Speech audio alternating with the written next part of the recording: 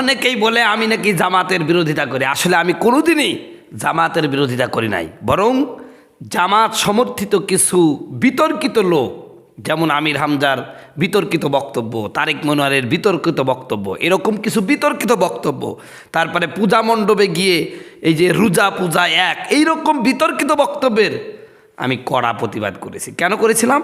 এজন্যই করেছিলাম। অনেকে বলে হুজুর বিএনপির লোক তো কত ভুল করে আপনি ধরেন না। আরে বিএনপিকে তো মানুষ দলিল হিসাবে গ্রহণ করে না, কিন্তু আপনার দলের নাম জামাতে ইসলাম, ইসলামের দল। আপনি কোনো কিছু করলেই মানুষ এটাকে দলিল হিসাবে গ্রহণ করে। আপনি যেটা করছেন এটা সত্য এবং ইসলাম সম্মত মনে করে। অতএব আপনি যে ভুল করলেন এই ভুলটা ধরে দেওয়া আমি আলেম হিসাবে দায়িত্ব। আপনি বলছেন নামাজ পড়লে জান্নাতে যাওয়া যাবে না, এরকম কথা কোরআনে নেই, অথচ কোরআনে আছে। আপনি এই মিথ্যা কথাটা বললেন। আপনি হুজুর মানুষ বিশ্বাস করবে না, হুজুর আর মিথ্যা কথা বলবে? নিশ্চয়ই মনে হয় সত্য। অতএব আপনার মিথ্যাটা তারা সত্য মনে করছে, এই জায়গায় তো আমাকে সঠিকটা উপস্থাপন করতে হবে। তা যাই হোক, এতদিন আমি যে ভুলগুলো, সামনেও যদি এরকম ভুল হয় আমি ধরবো, এতে কোনো সন্দেহ নাই, আমি ধরবো। কিন্তু একটা বিষয়ে আমি জামাতের পক্ষে আজও বলছি, কালও বলবো, যে আগামীতে কেবলমাত্র শুধুমাত্র জামাতকেই নির্বাচিত করতে হবে। জামাতকেই নির্বাচিত করতে হবে, কারণ জামাতকে নির্বাচিত করলে এদেশে ইনসাফ প্রতিষ্ঠিত হবে, মানুষ ইনসাফ পাবে। চাঁদাবাজ দুর্নীতিবাজের কোনো স্থান বাংলার জমিনে হবে না যদি জামাত আগামীতে ক্ষমতায় আসে ইনশাল্লাহ। এতটুকু আমি বলতে পারি, এতটুকু বলতে পারি। এই ব্যাপারে তারা খেয়ানত করবেন ইনশাল্লাহ।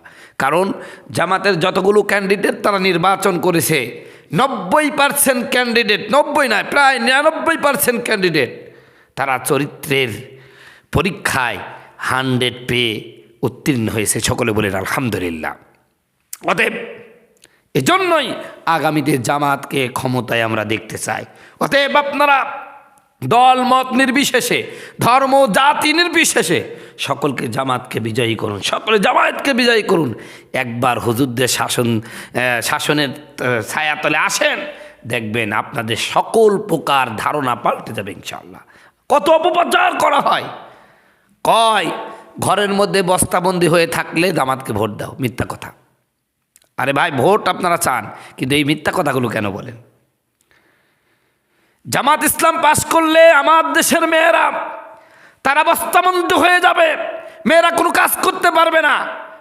এইরকম বিভিন্ন অপপ্রচার চালাচ্ছেন কেন ভাই? এই মিথ্যা কথাগুলো কেন বলছেন?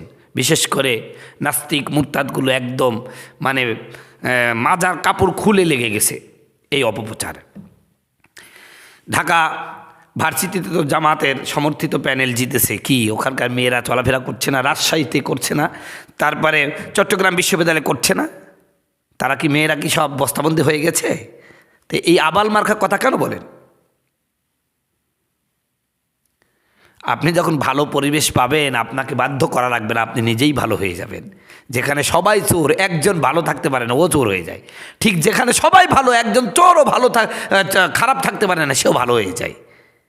পরিবেশ এটাই মেনটেন করে। আমার দেশের এই যে বাংলাদেশে খুব ধার্মিকভাবে চলে, এই মেয়েগুলো দেখি পশ্চিমের দেশে গেলে, বিশেষ করে আমার দেশের টেলিভিশন নায়িকারা, এর দেখি যে বাংলাদেশে স্বাধীনভাবেই চলে, কিন্তু বিদেশে গেলে একদম পুরো খুলে ফেলে। ওই পরিবেশে যে ওদের মন কিন্তু এটাই চায় যে একটু খুলে দিলে ওইখানে সেই পরিবেশ পাই, যেন ওখানে একদম কাজা কাপ্পার আদায় করে ফেলছে। দেখেন না আমার দেশের যারা বেরোতে যায়, হ্যাঁ, নাটকে গেলে মনে হয় যে জান্নাত থেকে পালিয়ে আইছে, আর অন্যান্য দেশ বিদেশে যাওয়ার সাথে সাথেই তারা তাদের রূপ পাল্টে ফেলে। ঠিক তদ্রূপভাবে যখন দেখবে যে দেশের প্রতিটা মেয়েই শালীনভাবে চলছে, যে কয়টা অভদ্র মহিলা আছে ওরাও ভদ্র হয়ে যাবে ইনশাআল্লাহ, বাধ্য করা লাগবে না।